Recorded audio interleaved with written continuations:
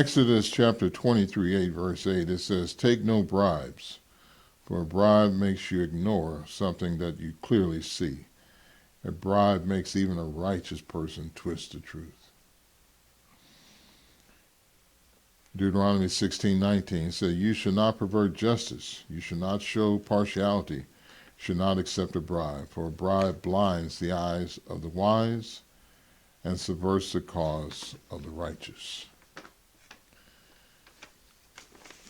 Isaiah 5:23 says, "They take bribes to let the wicked go free, and they punish the innocent." And the most classic example of this is in the first century, as Mark chapter 14 brings out about Jesus. In verse 1, it says, "Now the Passover and the festival of unleavened bread were only 2 days away, and the chief priests and the teachers of the law were scheming to arrest Jesus secretly and kill him. But not during the festival," they said, "or the people may riot." Verse 3 says, "While he was in Bethany, reclining at the table in the home of Simon the leper, a woman came with an alabaster jar of very expensive perfume made of pure nard. She broke the jar and poured the perfume on his head."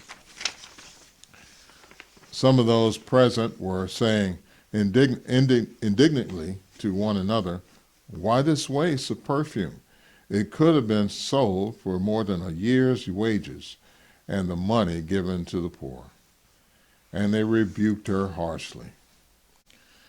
Verse 6, "Leave her alone," said Jesus. "Why are you bothering her? She has done a beautiful thing to me.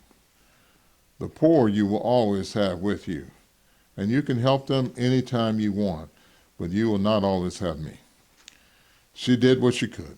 She poured perfume on my body beforehand to prepare for my burial.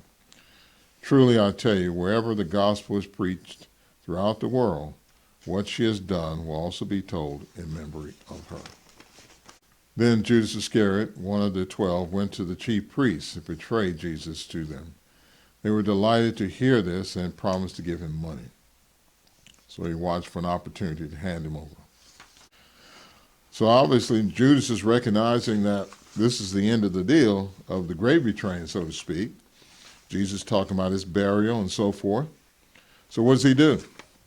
Because of his greed, he goes across the street, so to speak, to the Pharisees to see what they might give him to turn Jesus in. In making this deal with the Pharisees, he was betraying the very one who he saw carry out all these miracles. And even though seeing all of that, he still took the bribe and betrayed Jesus. And it just shows you it's all about the heart. People talk about, "I need to see this and need to see that." But really, even if you saw it, if your heart's not right, you'd be just like Judas. And what did Judas do? He went across the street, went and got that money, and what happened? He betrayed Jesus, even with a kiss. So we see how the Bible, what it says about bribes, and how even though what is right in front of a person, that money will make them do wrong. And so when people today look for government to do good, and they wonder, well, why didn't they do this? Why didn't they do that? They're forgetting an element that's also common in governments and everywhere, is the money factor. Is the rich using their influence, their wealth, to get rulers to do as they want them to do. And so many don't have that guard up against taking a bribe. It's all about the money. Get the money, and then do whatever the rich person wants them to do. Therefore, what happens? The people suffer because things are being done for the people that have no concern about anybody else, but only themselves. They're greedy. Their God is their money, and that's all they care about. And so the people suffer. And a lot of times people think, well, they think they're going to get good government out of a situation like that. Well, it's impossible. You have money flowing like that and people taking this and taking that. Like they talk about, say, an individual may give $27 to a campaign. They call it a campaign contribution. But this guy over here gives 100,000. Well, really, that campaign contribution becomes a bribe when that person shows up at the door and says, remember I gave you that $100,000? You want to keep getting it, you need to do some things for me. So that's when it turns into a bribe, because now that person's showing up on your door, calling you on the phone, saying, hey, I gave you $100,000. What am I going to get for my money? So usually that's how it works out. It becomes a bribe all day long, because at the end of the day, who are you going to listen to? The guy that gave him $27 or the guy that gave him $1 million? Of course, the guy that gave him $1 million. And you think you're going to get good government out of that. The Bible shows that's impossible. When we look at things that are happening, that's what it's about, where the money's coming from. So really, we see that from Adam and Eve, when they left, when they fell from God, humans independent doesn't work, because they don't have the spirituality, the moral strength to withstand taking such bribes and twisting justice. And we see the same thing with preachers. They will do the same thing. They will tailor their ministry in order to keep members, in order to keep the money flowing. So, but when Jesus spoke, people left.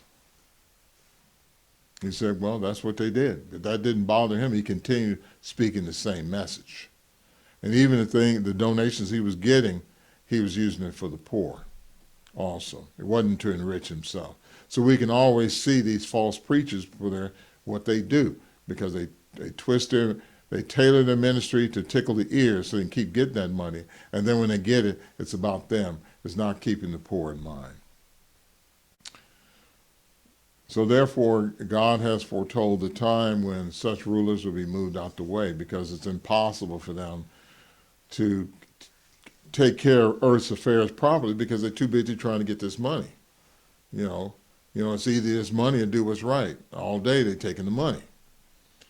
As God is allowing ones today who take the lead among his people to prove that they're not like that, to show that they're faithful in regards to God's will, so that they're not going to take a bribe, that they're not going to be partial, that they're not going to be racist, and they're going to do what's right. And so when the end comes, these ones who show that, Jesus is going to give more. So the one who has will get more. They're going to get more responsibility because of their loyalty and their faithfulness and not willing to take a bribe. And the whole earth will be able to benefit, because no longer it's about making this money. It's about doing what's right.